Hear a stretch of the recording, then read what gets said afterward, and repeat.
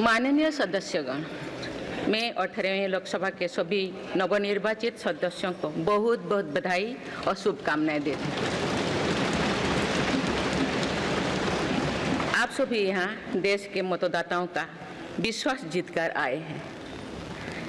देश सेवा और जन सेवा का ये सौभाग्य बहुत कम लोगों को मिलता है। मुझे पूरा विश्वास है आप राष्ट्र प्रथम की भावना के साथ अपना दायित्व निभाएंगे, 140 करोड़ देशवासियों की आकांक्षाओं की पूर्ति का माध्यम बनेंगे। मैं श्री ओम बिरला जी को लोकसभा के अध्यक्ष की गौरवपूर्ण भूमिका के निर्वहन के लिए शुभकामनाएं देती हूँ। उनके पास सार्वजनिक जीवन का बहुत व्यापक अनुभव है। मुझे विश्वास है कि वे लोकतांत्रिक परंपराओं को अपने कौशल से नई ऊंचाई से देने में सफल होंगे।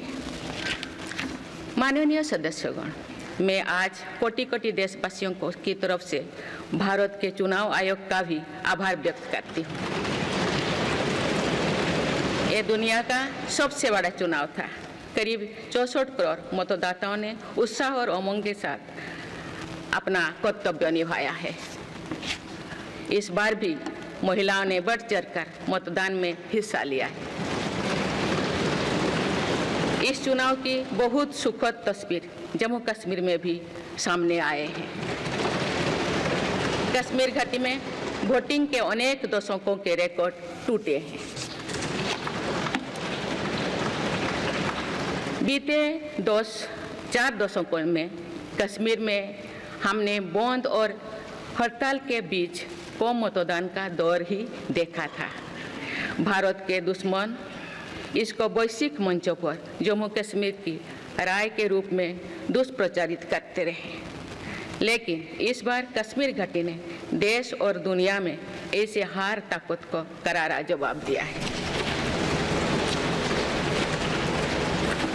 पहली बार इस लोकसभा चुनाव में घर पर जाकर भी मतदान कराया गया है। मैं लोकसभा चुनाव से जुड़ी हर कर्मी को सराहना करती हूं और अभिनंदन करती हूं। माननीय सदस्यगण, 2024 के लोकसभा चुनाव की चर्चा आज पूरी दुनिया में हो रही है। दुनिया देख रही है कि भारत के लोगों में लगातार तीसरी बार स्थिर और स्पष्ट बहुमत की सरकार बनाई है।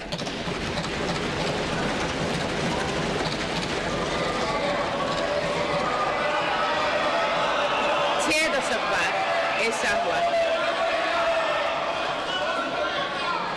दशक बाद ऐसा हुआ है। ऐसा समय में जो भारत के लोगों की आकांक्षाएं सर्वोच्च स्तर पर है, लोगों ने मेरी सरकार पर लगातार तीसरी बार भरोसा जताया है।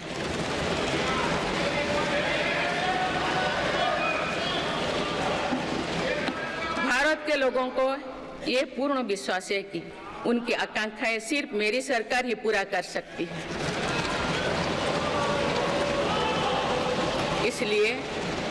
इसलिए 2024 का ये चुनाव नीति, नियत, निष्ठा और निर्णयों पर विश्वास का चुनाव रहा है। मजबूत और निर्णायक सरकार में विश्वास, सुशासन, स्थिरता और निरंतरता में विश्वास, ईमानदारी और कड़ी मेहनत में विश्वास, सुरक्षा और समृद्धि में विश्वास, सरकार की गारंटी और डिलीवरी पर विश्वास, विकसित भारत के संकल्प में विश्वास। मेरी सरकार ने 10 वर्षों से सेवा और सुशासन का जो मिशन जनाया है, ये उस पर मुहर है। ये जनादेश है कि भारत की विकसित बनाने का काम बिना रुके चलता रहे और भारत अपने लक्ष्यों की प्राप्ति करते रहे।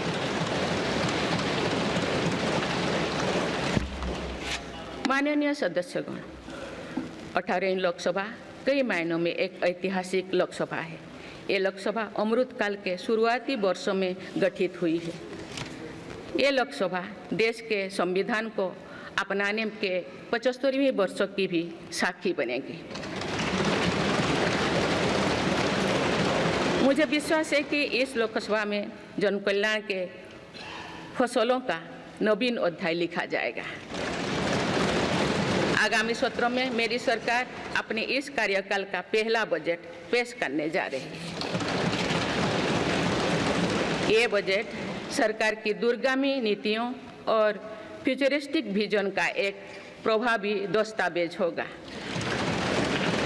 इस बजट में बड़े आर्थिक और सामाजिक निर्णयों के साथ ही अनेक ऐतिहासिक कदम भी देखने को मिलेंगे।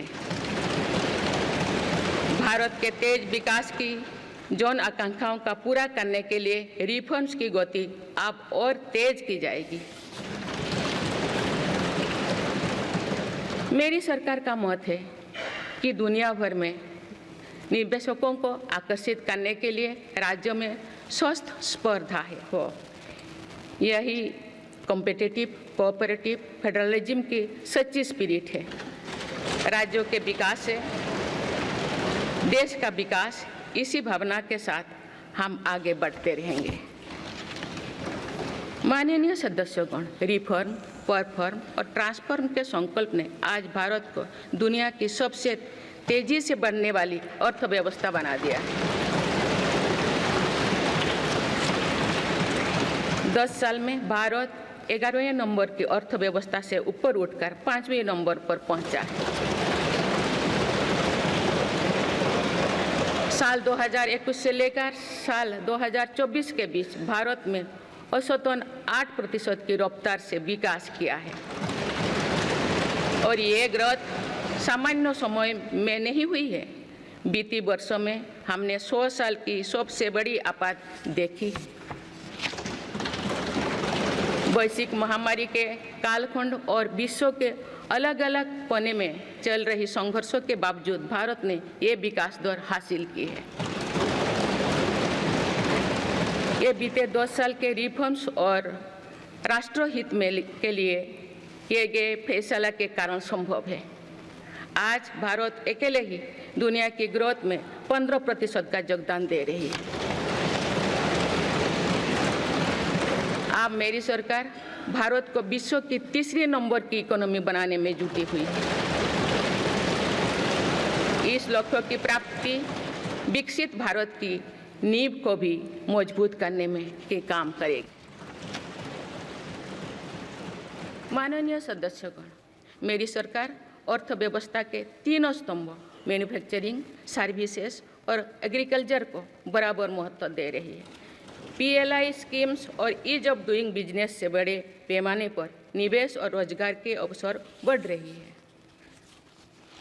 पारंपरिक सेक्टर्स के साथ साथ सनराइज सेक्टर्स को भी मिशन मोड पर बढ़ावा दिया जा रहा है। चाहे सेमीकंडक्टर हो या सोलर हो, चाहे इलेक्ट्रिक व्हीकल हो या इलेक्ट्रॉनिक्स गुड्स हो, चाहे ग्रीन हाइड्रोजन हो या बैटरीज हो, चाहे एयरक्राफ्ट कैरियर्स हो या फाइटर जेट्स हो, भारत इन सब सेक्टर्स में अपना विस्तार कर रहा है। लॉजिस्टिक्स कॉस्ट को कम करने के लिए भी मेरी सरकार लगातार प्रयास कर रही है। सरकार सर्विस सेक्टर को भी मजबूत करने में जुटे हैं। आज IT से लेकर टूरिज्म तक, हेल्थ से लेकर वेलनेस तक हर सेक्टर में भारत लीडर बन रहा है और इससे बड़ी संख्या में रोजगार और स्वरोजगार के नए मौके बन रहे हैं। माननीय सदस्यगण, पिछले 10 वर्षों में मेरी सरकार द्वारा ग्रामीण अर्थव्यवस्था के हर पहलू पर बहुत जोर दिया गया है। गांव में कृषि आधारित उद्योगों, डेयरी और फिशरीज आधारित उद्योगों का विस्तार किया जा रहा है। इसमें भी सहकारिता को प्राथमिकता दी गई है। सरकार किसानों उत्पाद संघ, FPO और FACTS जैसे सरकारी संगठनों का एक बड़ा नेटवर्क बना रही है।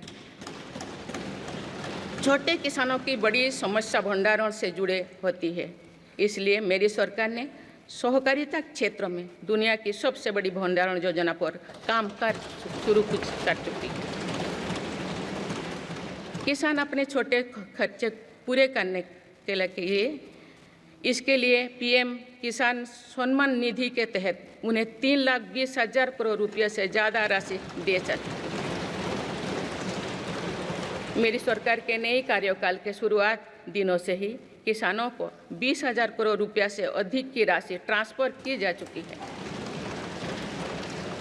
सरकार ने खरीफ फसलों के लिए एमएसपी में भी रिकॉर्ड वृद्धि की है। माननीय सदस्यगण, आज का भारत अपनी वर्तमान जरूरतों को ध्यान में रखते हुए अपनी कृषि व्यवस्था में बदलाव कर रहा है। हम ज़्यादा से ज़्यादा आत्मनिर्भर हो और ज़्यादा से ज़्यादा निर्यात से किसानों की आमदनी बढ़े, इस सोच के साथ नीतियाँ बनाई गई है, निर्णय लिए गए हैं। जैसे भारत दलहन और तिलहन में दूसरे देशों पर निर्भरता कम करने के लिए देश के किसानों को हर संभव मदद दे रहे हैं। ग्लोबल मार्केट में किस तरह के फूड प्रोडक्ट की डिमांड ज़्यादा है, इसके आधार पर नई रणनीति बनाई जा रही है। आजकल ऑर्गेनिक उत्पादों को लेकर दुनिया में डिमांड तेजी से बढ़ रही है। भारत के किसानों के पास इस डिमांड को पूरा करने के पूरा भरपूर क्षमता है। इसलिए सरकार प्राकृतिक खेती और इससे जुड़ी उत्पादों की सप्लाई चेन को सशक्त कर रही है। ऐसे प्रयासों से किसानों का खेती पर होने वाला खर्च भी कम होगा और उनकी आय भी और बढ़ेगी। माननीय सदस्यगण, आज का भारत दुनिया की चुनौतियां बढ़ाने के लिए नहीं बल्कि दुनिया को समाधान देने के लिए माना जाता है। विश्व बंधु के तौर पर भारत ने अनेक वैश्विक समस्याओं के समाधान को लेकर पहल की है। जलवायु परिवर्तन से लेकर खाद्य सुरक्षा तक, पोषण से लेकर सस्टेनेबल एग्रीकल्चर तक हम अनेक समाधान दे रहे हैं। हमारे मोटे अनाज श्री अन्न की पहुंच सुपर फूड के तौर पर दुनिया के कोने कोने में हो, इसके लिए भी अभियान चल रहा है। भारत की पहल पर पूरी दुनिया ने वर्ष 2023 में इंटरनेशनल मिलेट्स ईयर मनाया है। आपने देखा है, हाल ही में पूरी दुनिया ने अंतर्राष्ट्रीय योग दिवस भी मनाया है। भारत की इस महान परंपरा की प्रतिष्ठा विश्व में लगातार बढ़ रही है। योग और आयुष को बढ़ावा देकर भारत एक स्वस्थ विश्व के निर्माण में मदद कर रही है। मेरी सरकार ने रिन्यूएबल एनर्जी की क्षमता भी कई गुना बढ़ाई है। हम जलवायु से जुड़े लक्ष्यों को निर्धारित समय से पहले प्राप्त करने की दिशा दिखा रहा है। नेट जीरो के लिए आज भारत के प्रयास कई दूसरे देशों को प्रेरित कर रहे हैं। इंटरनेशनल सोलर अलायंस जैसे पहल पर आज रिकॉर्ड संख्या में दुनिया के देश हमारे साथ जुड़े हैं। माननीय सदस्यगण, आने वाला समय ग्रीन एरा यानी हरित युग का है। मेरी सरकार इसके लिए भी हर जरूरी कदम उठा रही है। हम हरित उद्योगों पर निवेश बढ़ा रहे हैं, जिससे ग्रीन जॉब्स भी बढ़े हैं। ग्रीन एनर्जी हो या फिर ग्रीन मोबिलिटी, हर मोर्चे पर हम बड़े लक्ष्यों के साथ काम कर रहे हैं। मेरी सरकार अपने शहरों को दुनिया के बेहतरीन लिविंग स्पेस बनाने के लिए भी प्रतिबद्ध है। प्रदूषण से मुक्त, साफ सुथरे और सुविधा युक्त शहरों में रहना भारत के नागरिकों का हक है। विशेष रूप से छोटी शहरें और कस्बे में बीते 10 वर्षों से अभूतपूर्व निवेश किया गया है। भारत में आज दुनिया का तीसरे सबसे बड़ा डोमेस्टिक एविएशन मार्केट है। अप्रैल 2014 में भारत में सिर्फ 209 एयरलाइन रूट्स थे। अप्रैल 2024 में इनकी संख्या बढ़कर 605 हो गया है। हवाई यात्रा में हो रहे इस विस्तार का सीधा लाभ टियर 2, टियर 3 शहरों को हो रहा है। 10 वर्षों में देश के 21 शहरों तक मेट्रो सुविधाएं पहुंची है। वंदे मेट्रो जैसे कई योजनाएं पर काम चल रही है। भारत का पब्लिक ट्रांसपोर्ट दुनिया में बेहतरीन हो, इस लक्ष्य के साथ मेरी सरकार काम कर रही है। माननीय सदस्यगण, मेरा सरकार इन आधुनिक मापदंड पर काम कर रही है, जिससे भारत विकसित देश के सामने बराबरी से खड़े हो सके। इंफ्रास्ट्रक्चर का विकास इस दिशा में बदलते भारत की नई तस्वीर के रूप में उभारा है। मेरी सरकार ने 10 वर्षों में पीएम ग्रामीण सड़क योजना के तहत गांव में 3,80,000 किलोमीटर से ज़्यादा सड़कें बनाई। आज भारत में नेशनल हाईवेज और एक्सप्रेसवेज का जाल बिछ रहा है। नेशनल हाईवेज बनाने की गति में भी 2 गुनी से अधिक की वृद्धि हुई है। अहमदाबाद मुंबई के बीच हाई स्पीड रेल इकोसिस्टम का निर्माण कार्य भी तेजी से आगे बढ़ रहा है। मेरी सरकार ने उत्तर, दक्षिण और पूर्वी भारत के बुलेट ट्रेन कॉरिडोर्स के लिए फिजिबिलिटी स्टडीज शुरू करने का फैसला किया है। पहली बार देश में अंतर्देशीय जलमार्गों के विकास पर इतने व्यापक रूप से काम शुरू हुआ है। इसका बड़ा लाभ नॉर्थ ईस्ट को होगा। मेरी सरकार ने नॉर्थ ईस्ट के विकास के लिए 10 वर्षों में आवंटन में 4 गुना से अधिक की वृद्धि की है।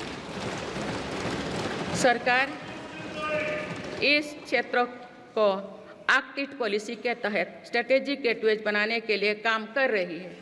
नॉर्थ ईस्ट में हर तरह की कनेक्टिविटी का बढ़ाया जा रहा है। शिक्षा, स्वास्थ्य, पर्यटन, रोजगार, हर क्षेत्र में विकास कार्यों को आगे बढ़ाया जा रहा है।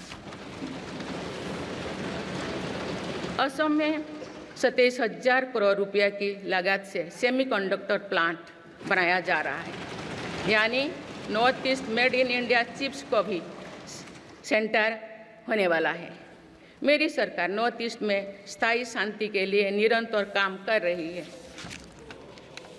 पिछले इस 10 वर्षों में अनेक पुराने विवादों को हल किया गया, अनेक अहम समझौते हुए हैं।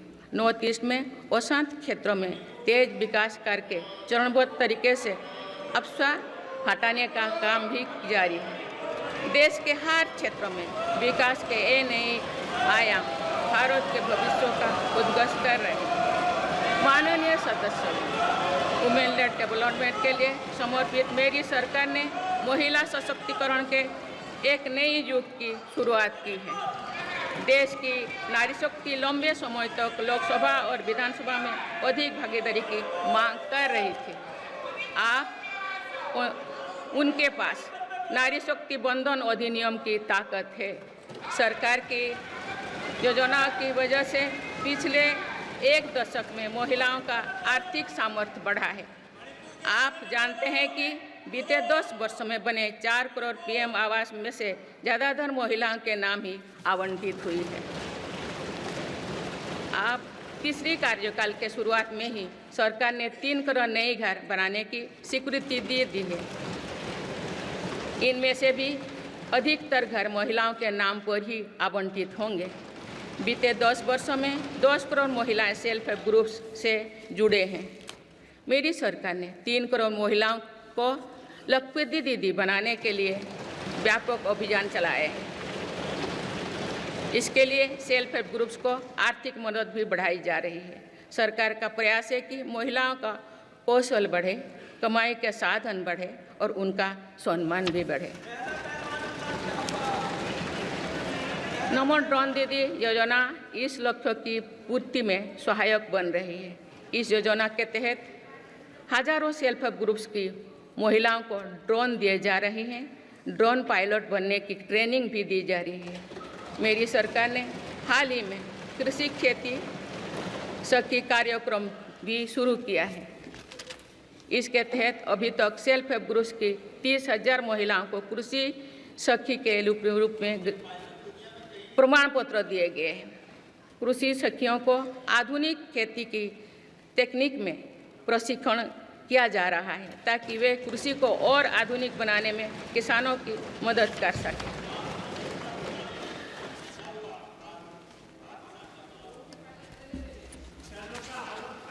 माननीय सदस्यगण, मेरी सरकार का ये भी प्रयास है कि महिलाएं अधिक से अधिक बचत कर सकें। बैंक खातों में जमा राशि पर बेटियों को ज़्यादा ब्याज देने वाला सुकन्या समृद्धि योजना की लोकप्रियता से हम परिचित हैं। मुफ्त राशन और सस्ते गैस सिलेंडर की योजना से महिलाओं को बहुत लाभ हो रहा है। अब मेरी सरकार बिजली का बिल जीरो करने और बिजली बेचकर कमाई करने की योजना भी लाई है। पीएम सूर्यघर मुफ्त बिजली योजना के तहत घर की छत पर सोलर पैनल लगाए जा रहे हैं। इसके लिए मेरी सरकार प्रति परिवार 78,000 रुपया तक की मदद कर रही है। इतने कम समय में 1 करोड़ से ज़्यादा परिवार इन योजना में रजिस्टर कर चुके हैं। जिन घरों में सोलर पैनल लग चुके हैं, अब वहां बिजली का बिल जीरो हो गया है। माननीय सदस्यगण, विकसित भारत का निर्माण तभी संभव है जब देश के गरीब, युवा, नारी शक्ति और किसान सशक्त होंगे। इसलिए मेरी सरकार की योजनाओं में सर्वोच्च प्राथमिकता इन्हीं 4 स्तंभों को दी जा रही है।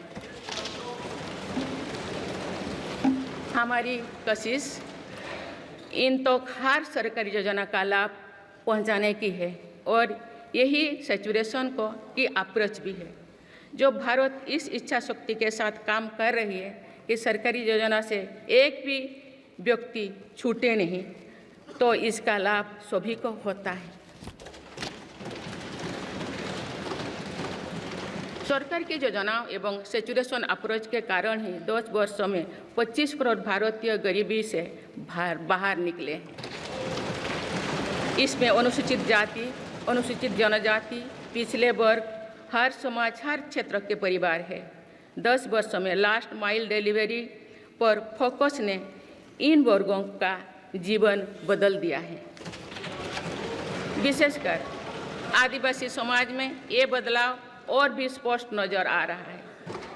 24,000 करोड़ रुपया से अधिक की पीएम जनमन जैसी योजना आज अति पिछड़े जनजातीय समूह के उत्थान का माध्यम बन रही है।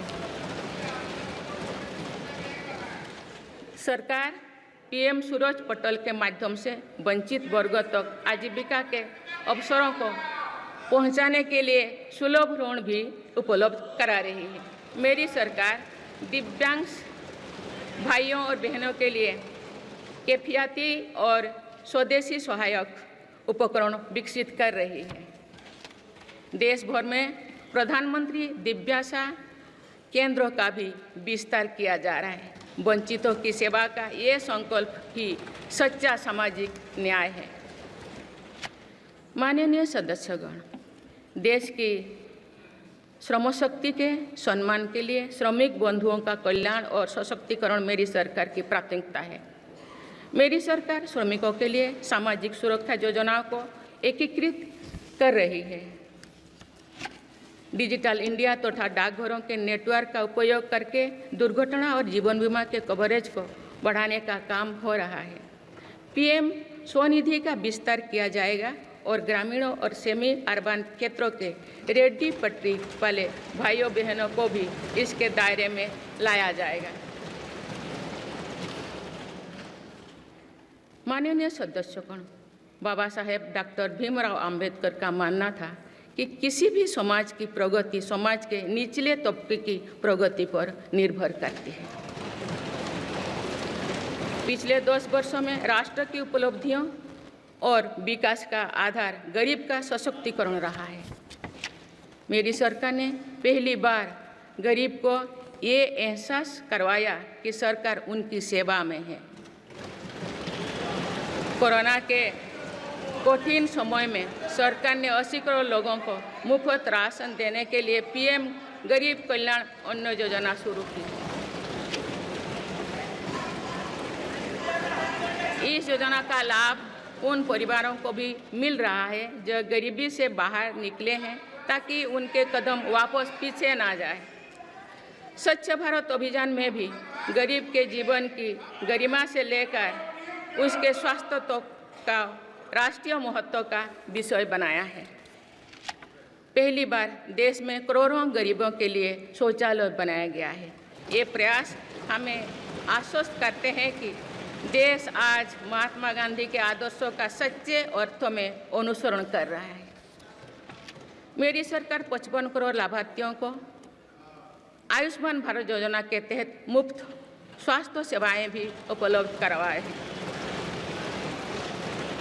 देश में 25,000 जन औषधि केंद्रों को खोलने का काम भी तेजी से चल रहा है। आप इस क्षेत्र में सरकार एक और निर्णय लेने जा रही है। आप आयुष्मान भारत योजना के तहत मुफ्त इलाज का लाभ 70 वर्ष से अधिक उम्र के सभी बुजुर्गों को भी मिलेगा। माननीय सदस्यगण, अक्सर विरोधपूर्वक मानसिकता और संकीर्ण स्वार्थ के कारण लोकतंत्र की मूल भावना का बहुत अहित हुआ है। इसका प्रभाव संसदीय प्रणाली पर भी पड़ता है और देश की विकास यात्रा पर भी पड़ता है। देश में कई दशकों तक अस्थिर सरकार के दौर में कई सरकारें चाहते हुए भी ना रिफॉर्म कर पाए और ना ही आवश्यक निर्णय ले पाए। भारत की जनता ने निर्णायक बनकर इस स्थिति को बदला है। बीते 10 वर्षों में ऐसे अनेक रिफॉर्म्स हुई है जिनका बहुत लाभ देश को आज मिल रहा है।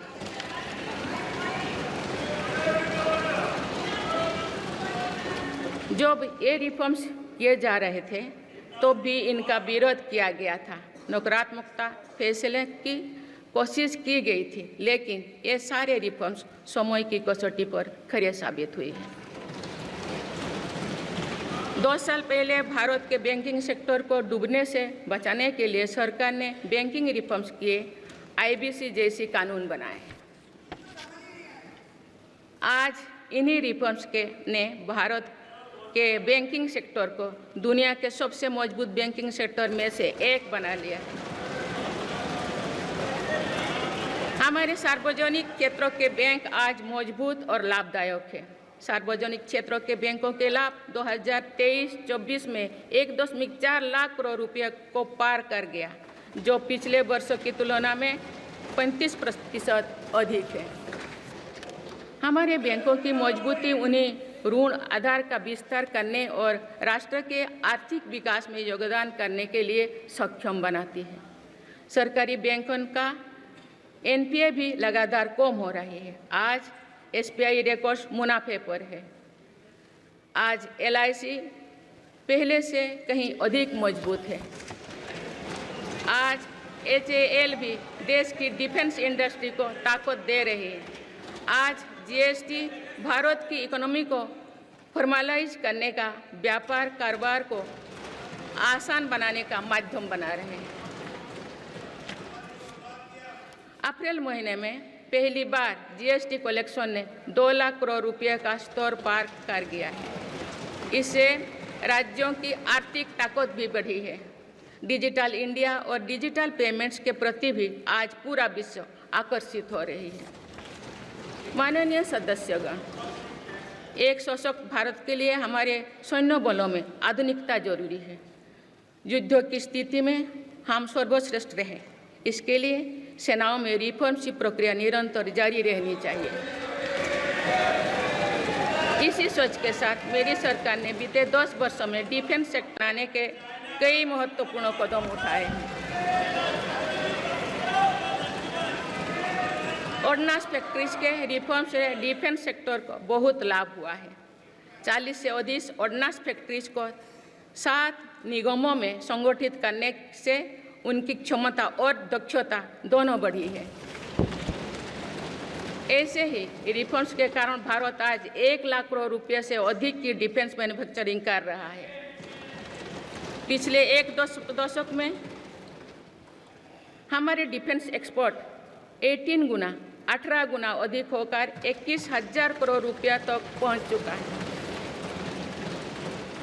फिलीपींस के साथ ब्रह्मास मिसाइल का रक्षा सौदा डिफेंस एक्सपोर्ट के क्षेत्र में भारत की पहचान मजबूत कर रहा है। सरकार ने युवाओं और उनके स्टार्टअप्स को बढ़ावा देकर आत्मनिर्भर डिफेंस सेक्टर की मजबूत नींव तैयार की है। मेरी सरकार उत्तर प्रदेश और तमिलनाडु में 2 डिफेंस कॉरिडोर्स भी विकसित कर रही है। हम सभी के लिए एक खुशी की बात है कि पिछले वर्ष हमारी सैन्य जरूरतों की लगभग 70% खरीद भारतीय उद्योगों से ही की गई है। हमारी सेनाओं ने 500 से अधिक सैन्य साजो सामान को विदेशों में नहीं मंगाना तय किया है। ये सभी हथियार और उपकरण अब सिर्फ भारतीय कंपनियों से ही खरीद की जाएगी। मेरी सरकार ने सैनिकों के हितों को भी हमेशा प्राथमिकता दी है। तभी 4 दशक के बाद वन रैंक वन पेंशन को लागू किया गया है। इसके तहत अब तो 1,20,000 करोड़ रुपया दिए जा चुके हैं। शहीद सैनिकों के सम्मान के लिए सरकार ने कर्तव्य पथ के एक छोर पर नेशनल वॉर मेमोरियल की स्थापना भी की है। ये प्रयास केवल वीर जवानों के प्रति कृतज्ञ राष्ट्र का नमन ही नहीं है, बल्कि राष्ट्र प्रथम की अनवरत प्रेरणा का स्रोत भी है। माननीय सदस्यगण, मेरी सरकार देश के हर युवा को बड़े सपने देखने और उन्हें साकार करने के लिए जरूरी माहौल बनाने में जुटी है। बीते 10 वर्षों में ऐसे हर अवरोध को हटाया गया है जिसके कारण युवाओं को परेशानी थी। पहले अपने ही प्रमाण पत्रों को अटेस्ट करने के लिए युवाओं को भटकना पड़ता था। अब युवा सेल्फ अटेस्टेड करने का काम कर रहे हैं। केंद्र सरकार की ग्रुप सी, ग्रुप डी भर्तियों से इंटरव्यू को खत्म किया गया है। पहले जो विद्यार्थी सिर्फ भारतीय भाषा में पढ़ाई करते थे, उनके साथ अन्याय की जाती थी। मेरी सरकार ने नई राष्ट्रीय शिक्षा नीति लागू कर इस अन्याय को दूर करने के लिए कदम उठाए। युवाओं को अब भारतीय भाषा में इंजीनियरिंग की पढ़ाई का विकल्प भी मिला है। विगत 10 वर्ष में देश में 7 नई IIT, 16 IIIT, 7 IIM, 15 नए एम्स, 315 मेडिकल कॉलेज और 390 विश्वविद्यालय स्थापित किया गया है। मेरी सरकार इन संस्थानों को और मजबूत बनाकर आवश्यकता के अनुसार इनकी संस्था को भी बढ़ाएंगे। सरकार एक डिजिटल विश्वविद्यालय बनाने की दिशा में भी काम कर रही है।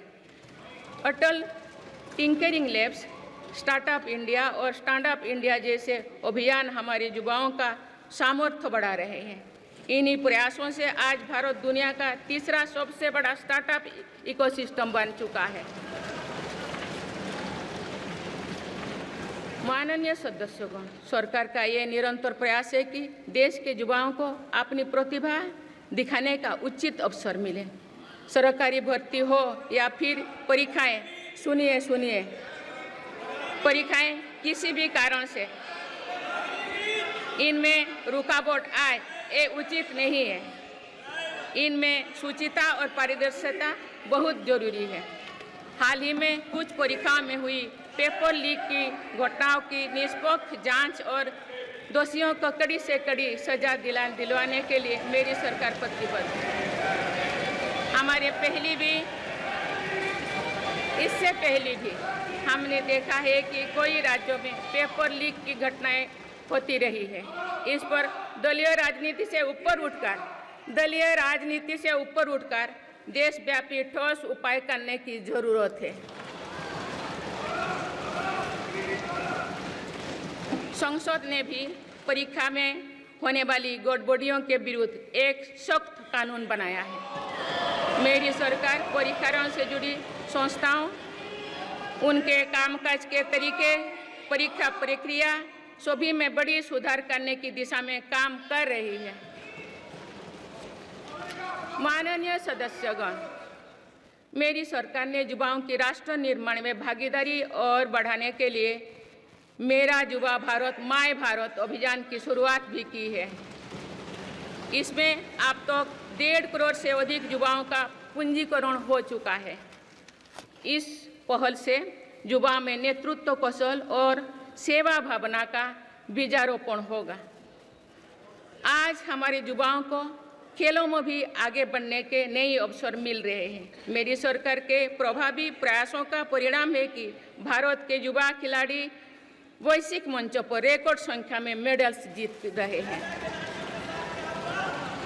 कुछ ही दिनों बाद पेरिस ओलंपिक्स में भी शुरू होने वाले जा रहे हैं। ओलंपिक्स में देश का प्रतिनिधित्व करने वाले हर खिलाड़ी पर हमें गर्व है। मैं उन्हें अपनी शुभकामनाएं देती हूँ। इन उपलब्धियों को और आगे ले जाने के लिए भारतीय ओलंपिक संघ 2036 ओलंपिक्स खेलों की मेजबानी की तैयारी भी कर रही है। माननीय सदस्यगण, जुलाई की पहली तारीख से देश में भारतीय न्याय संहिता भी लागू हो जाएगी।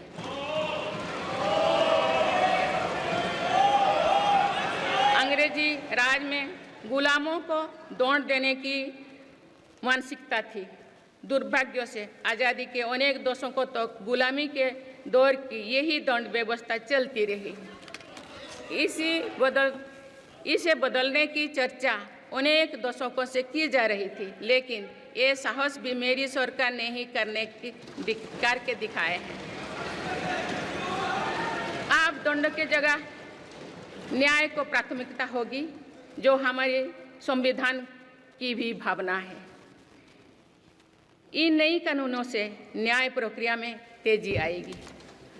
आज जो विदेश अलग अलग क्षेत्रों में गुलामी की मानसिकता से मुक्त पा रहे हैं, तो ये उस दिशा में बहुत बड़ा कदम है और ये हमारे स्वतंत्रता सेनानियों की सच्ची श्रद्धांजलि भी है। मेरा सरकार ने सीएए कानून के तहत शरणार्थियों को नागरिकता देना शुरू कर दिया है। इससे बंटवारे से पीड़ित अनेक परिवारों के लिए सम्मान का जीवन जीना तय हुआ है। जिन परिवारों को सीएए के तहत नागरिकता मिली है, मैं उनके बेहतर भविष्य की कामना करती हूँ।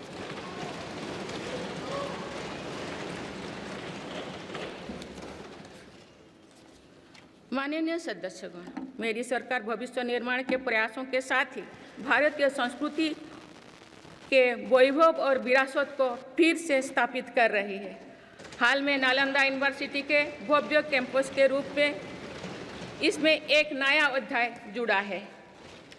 नालंदा सिर्फ एक यूनिवर्सिटी मात्र नहीं थी, बल्कि ये वैश्विक ज्ञान केंद्र के रूप में भारत के गौरवशाली अतीत का प्रमाण थी।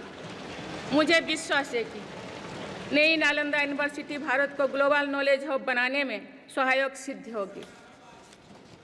मेरी सरकार का ये प्रयास है कि भावी पीढ़ियों को हजारों वर्षों की हमारी विरासत प्रेरणा देती है।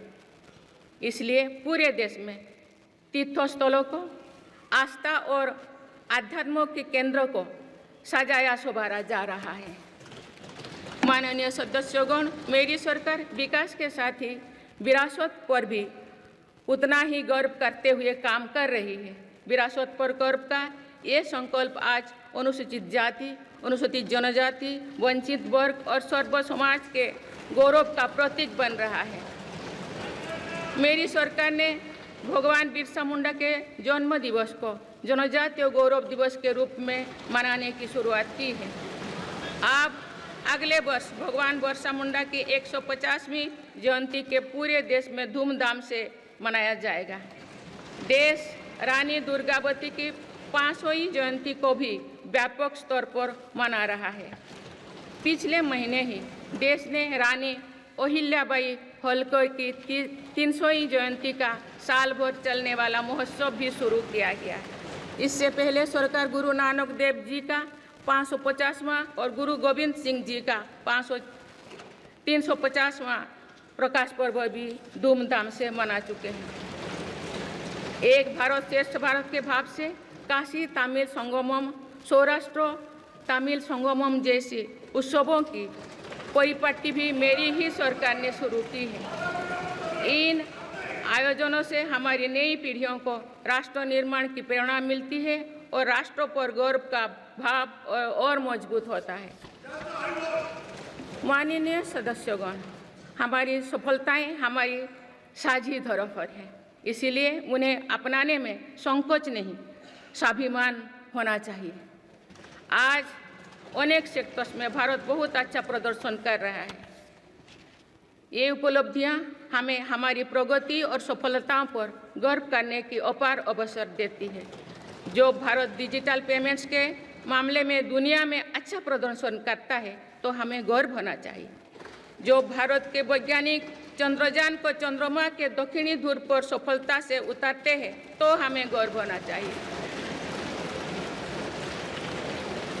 जो भारत दुनिया की सबसे तेज बढ़ती इकोनॉमी बनता है तो हमें गर्व होना चाहिए। जो भारत इतना बड़ा चुनाव अभियान बिना बड़ी हिंसा और अराजकता से पूरा कराए तो भी हमें गर्व होना चाहिए। आज पूरा विश्व हमें मदर ऑफ डेमोक्रेसी के रूप में सम्मान देता है। भारत के लोगों ने हमेशा लोकतंत्र के प्रति अपना पूर्ण विश्वास प्रकट किया है।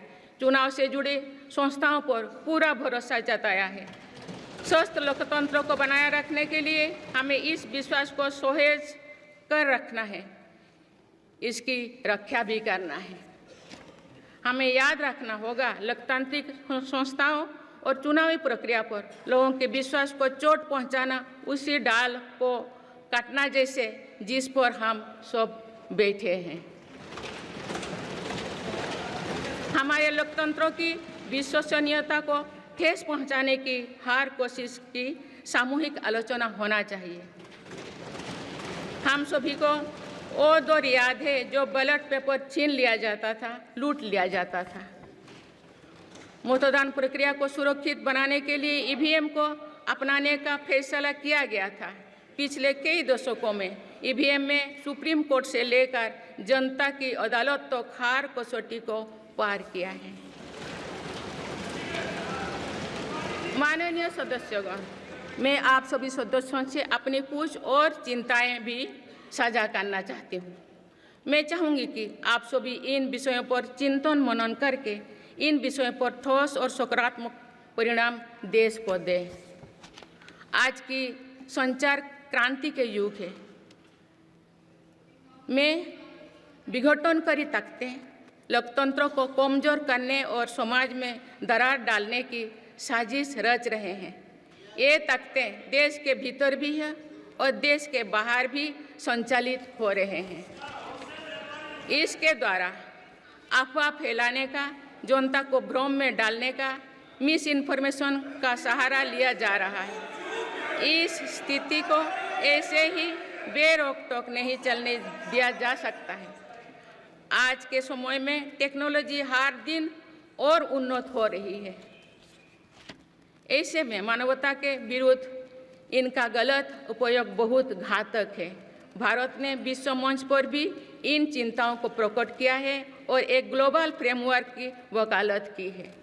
हम सभी का दायित्व है कि इन प्रवृत्ति को रोकें, इस चुनौती से निपटने के लिए नए रास्ते खोजें। माननीय सदस्यगण, 21वीं सदी के इस तीसरे दशक में आज ग्लोबल ऑर्डर एक नया शक्ल ले रहा है।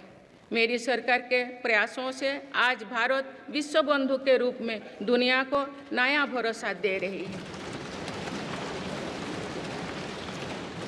मानव केंद्रित अप्रोच रखने की वजह से भारत आज किसी भी संकट के समय फास्ट रेस्पॉन्डर और ग्लोबल साउथ की बुलंद आवाज़ बना है।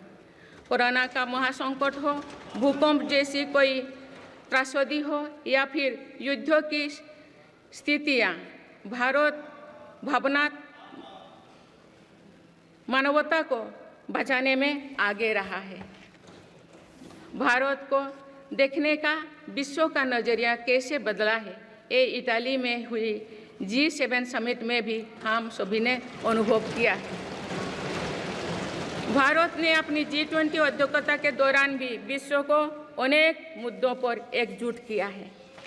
भारत की अध्यक्षता के दौरान ही अफ्रीकन यूनियन को G20 का स्थायी सदस्य बनाया गया है।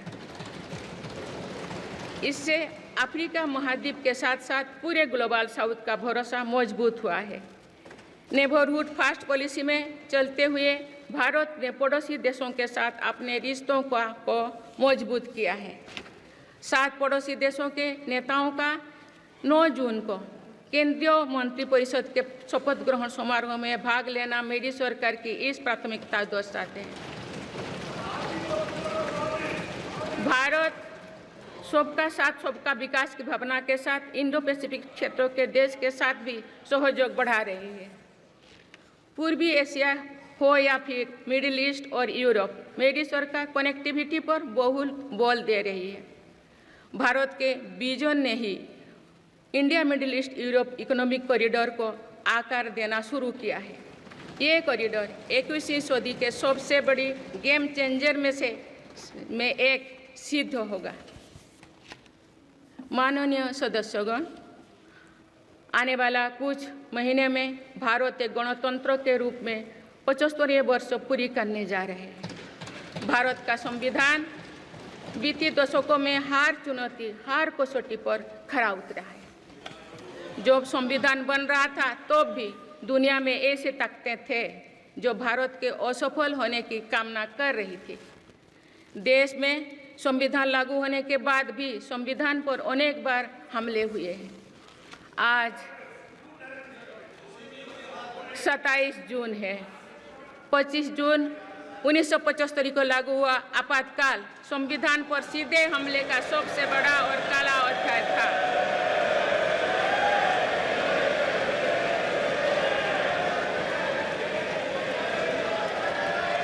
तो पूरे देश में हाहाकार मच गया था, लेकिन ऐसी असंवैधानिक ताकतों पर देश ने विजय प्राप्त करके दिखाया, क्योंकि भारत के मूल में गणतंत्र की परंपराएं रही है। मेरी सरकार भी भारत के संविधान को सिर्फ राजकाज का माध्यम भर नहीं मानती, बल्कि हमारा संविधान जन चेतना का हिस्सा हो, इसके लिए हम प्रयास कर रहे हैं। इसी ध्येय के साथ मेरी सरकार ने 26 नवंबर को संविधान दिवस के रूप में मानना शुरू किया है। आप भारत के उस भूभाग हमारे जम्मू कश्मीर में भी संविधान पूरी तरह लागू हो गया है, जहां आर्टिकल 370 की वजह से स्थितियां कुछ और थी। माननीय सदस्यगण,